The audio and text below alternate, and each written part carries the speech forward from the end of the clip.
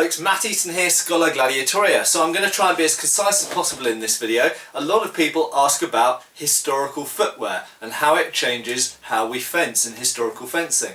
And a lot of people, it has to be said, some of them not particularly good fencers who like to say I'm special, I'm good because I fence in historical footwear, like to point out that somehow people who do train in historical footwear they imply that they're somehow superior to those people who don't. And I just want to challenge that idea. So first up, generally speaking, the people who bang on about historical footwear really tiringly are actually usually brushing over a point that is very important. That is, there isn't only one type of historical footwear. Usually they're talking about these. Yes, I own historical footwear. These are medieval boots. I own various other medieval shoes. And pretty much these people are medievalists and talking about medieval shoes. But of course there are many other periods of footwear. You could be talking about Victorian boots or Victorian gym shoes, Victorian fencing shoes. You could be talking about Georgian heeled shoes or boots, riding boots. You could be talking about medieval turn shoes, or they could have a welted sole, or they could indeed have, if we look at an English source from the 15th century, they could have added tread to them in the form of knots, and this is described in a English text called How a Man Shall Be Armed, and actually describes how to add tread to the bottom of your shoes. So that's the first point. The point is that there isn't only one type of historical footwear. Of course, if we go back to ancient times, people didn't wear shoes at all in some cases. If we go back to the prehistoric period, if we go to the Greek and Roman Egyptian period, you might be looking at forms of sandal and things like this, hobnailed boots. They all give drastically different forms of tread. So the next point is there are two interactions involved between a shoe and what you're standing on, the floor, the surface. So very simply, making a sweeping statement about you should train in historical shoes is somewhat idiotic if you don't train on a historical surface.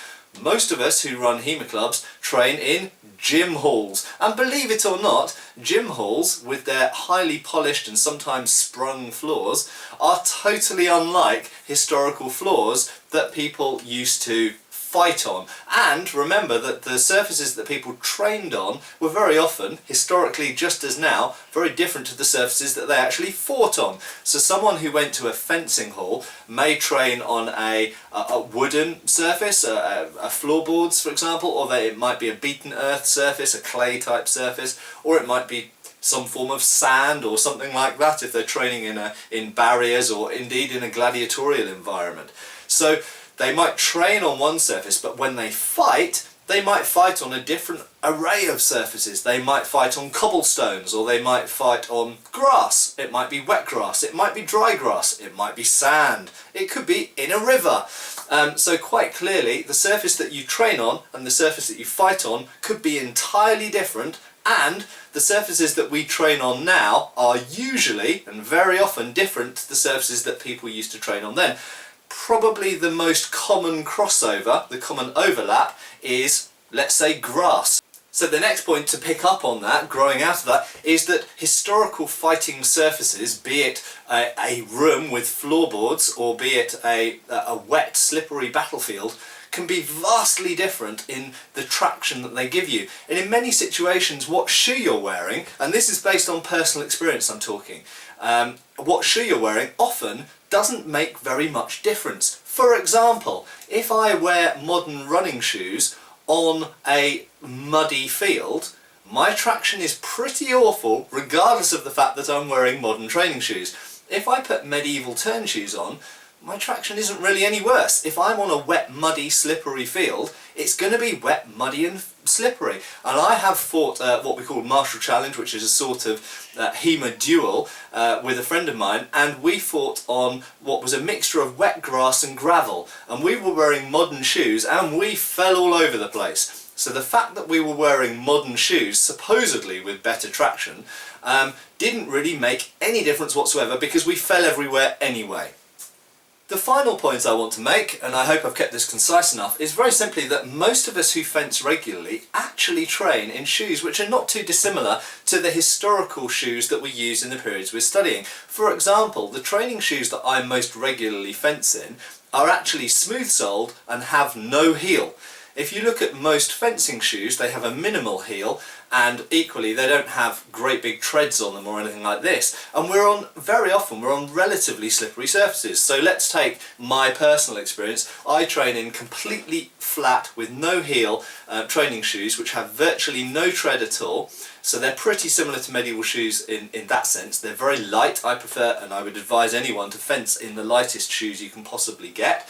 I know some people who even train barefooted, and indeed the training hall that I most regularly train in is a wooden polished surface that is always dusty, and we're forever sliding around all over the place. And I have trained in that room in my medieval shoes, and it didn't make any difference at all. It's slippery when I'm in modern shoes, it's slippery when I'm in historical shoes, and of course the Victorian historical shoes are very different to the medieval historical shoes. So, to sum up, when people bang on about training in historical shoes, they're usually medievalist, they're usually overlooking the fact that in the medieval period there was a huge variety of different shoes, and then of course if you take all of history into account, you've got a vast variety of different shoes. But then secondly, and perhaps most importantly, the surfaces that most people training HEMA in these days are very different to the surfaces that we might be training on historically, and in any case, even historically, the surfaces that they trained on were very often different to the surfaces they actually had to fight on.